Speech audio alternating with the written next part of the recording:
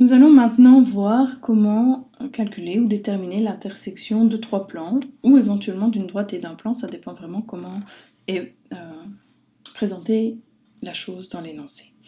Alors, soit je prends trois plans alpha, bêta, gamma, dont les équations sont données ici, ou alors j'aurais très bien pu vous donner une droite et un plan, la droite D et le plan gamma par exemple, si je réunis les deux équations de alpha et bêta comme étant les équations cartésiennes de la droite, puisqu'on sait qu'une droite ce n'est rien d'autre finalement que l'intersection de deux plans, et une intersection en maths, ça s'écrit ou ça se définit à l'aide d'un système. Donc ici, si je veux faire l'intersection des trois plans ou de ma droite D et du plan gamma, dans les deux cas, ça revient à résoudre un système dans lequel je note les trois équations en jeu. Le voilà. La méthode qu'on utilise pour résoudre un système, c'est ce qu'on appelle la méthode de Gauss ou la méthode de pivot éventuellement. Et pour ce faire, on réécrit notre système en isolant d'un côté de l'égalité les variables x, y et z et les termes indépendants du côté droit de l'égalité. Donc ici, moins 6, moins 8 et plus 5, ça donne bien 6, 8 et moins 5 si j'ajoute ces valeurs de part et d'autre de l'égalité. Ce système, je vais alors le réécrire sous forme de tableau de nombres qu'on appelle en réalité une matrice. Et donc je reprends les coefficients de x, y et z et le terme indépendant et je les note dans les lignes correspondantes. Donc première ligne 1, 1, 1 et 6. Et on représente l'égalité à l'aide d'une barre verticale donc, qui est située entre la troisième et la quatrième colonne de cette matrice. Deuxième ligne, on a 2, moins 1 et 3, 2, moins 1 et 3, ainsi que 8 à droite de l'égalité. Et pour la troisième ligne, 2, moins 2, 1 et moins 5, qu'on retrouve donc ici dans la troisième ligne de la matrice. Pour résoudre un système, il faut en réalité triangulariser cette matrice, ça veut dire amener des zéros sous la diagonale. La diagonale ici, je l'ai tracée en pointillé, c'est 1, moins 1, 1. Et on va amener des zéros dans le petit triangle ici, entouré ou tracé en rouge. Pour ce faire, on va utiliser le pivot de 1 qui se trouve à la première ligne. Si jamais ce n'est pas 1, c'est pas grave, on peut s'en sortir en multipliant les lignes par certaines valeurs réelles finalement, ce qu'on appelle faire des combinaisons linéaires. Et puis on va additionner ou soustraire ces lignes entre elles. Attention qu'on ne peut jamais multiplier des lignes entre elles. Donc on multiplie par un réel, mais on additionne ou on soustrait des lignes entre elles. Ici le 1 est bien pratique. Si jamais vous n'aviez pas le 1 dans la première ligne, mais vous le retrouvez au début de la deuxième ou au début de la troisième, rien ne vous empêche de permuter la position des lignes dans un système. Le système reste bien évidemment équivalent à lui-même. Pour enlever le 2 au début de la deuxième ligne, je vais donc devoir retirer 2. Pour retirer 2, je vais donc multiplier la ligne 1 par 2. Je vais faire la ligne 2 moins 2 fois ce qui se trouve dans la ligne 1. C'est ce que j'ai écrit ici. La ligne 2, petite flèche, est remplacée par la ligne 2 moins 2 fois la ligne 1.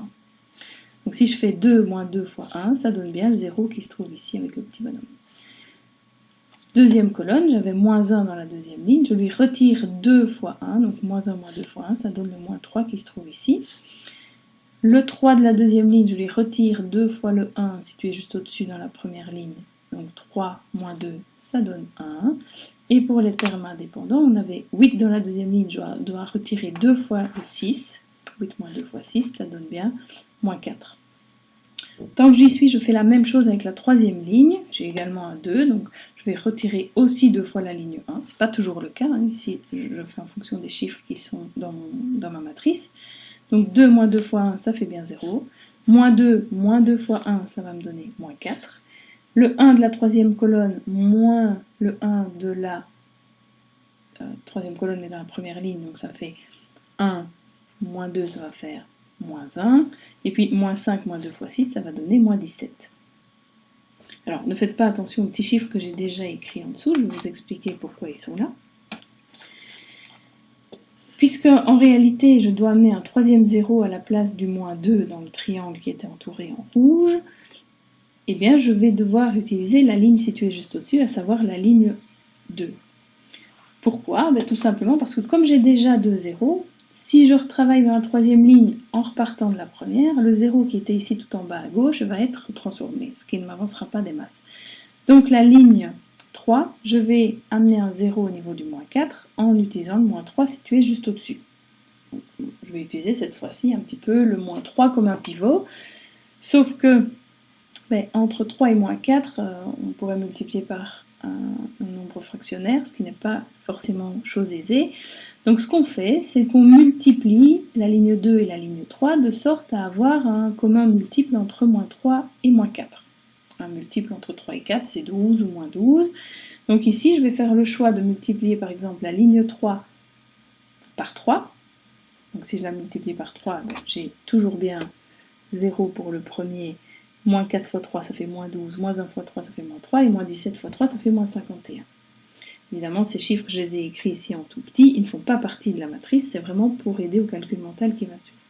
Et la ligne 2, je vais la multiplier non pas par 4, mais par moins 4, de manière à ne pas avoir moins 12, mais avoir 12. Si je la multiplie par moins 4, j'ai donc 12, moins 4 et 16. Si maintenant j'additionne ces deux lignes, puisque j'ai fait une soustraction en multipliant ici par moins 4, mais donc moins 12 plus 12, ça va faire le 0 qui se trouve ici dans la troisième ligne, moins 3, moins 4, ça va me donner moins 7, et le moins 17 fois 3 qui donne moins 51, auquel j'ajoute moins 4 fois moins 4, donc je fais plus 16, moins 51 plus 16, ça fait moins 35. Les petits chiffres écrits ici en jaune, ce n'est rien d'autre que 12, moins 4 et 16 que j'avais déjà écrit, donc je viendrai écrire dans la matrice juste avant pour vous aider à faire le calcul mentalement. J'obtiens donc une matrice qui est cette fois-ci bien triangularisée. J'ai amené les 3 zéros en bas à gauche. Je peux réécrire un système pour lequel la première ligne n'a pas changé, puisque je n'y ai pas touché, je n'ai fait que l'utiliser. La deuxième ligne est légèrement modifiée, puisque le coefficient de x est 0, on ne le voit plus. Il nous reste donc moins 3y plus z égale moins 4, et moins 7z est égal à moins 35 dans la dernière ligne. Ce système est bien équivalent à celui que j'avais au départ, puisque je n'ai utilisé que des additions et soustractions de lignes entre elles, éventuellement des lignes qui avaient été multipliées par un coefficient de manière à ce que les zéros apparaissent. Si je résous la dernière équation, puisque je n'ai qu'une inconnue, moins 7z égale moins 35, j'obtiens que z égale 5, et puis je vais aller substituer ce z égale 5 dans la deuxième ligne. Je vais avoir moins 3y plus 5 égale moins 4, autrement dit moins 3y égale moins 9, donc y égale 3. Puis je resubstitue dans la première ligne, j'ai x plus 3 plus 5 doit être égal à 6, autrement dit x égale moins 2. J'obtiens donc les coordonnées d'un point, puisque j'ai un x, un y et un z, et ce point, ce n'est rien d'autre que le point que je vais appeler ici P, moins 2, 3, 5. Ce point moins 2, 3, 5, c'est donc l'intersection de trois plans, de alpha, bêta et gamma, ou alors je pourrais très bien dire que le point P, c'est le point où la droite D vient percer le plan gamma. Donc P est égal au point de percée de D dans gamma.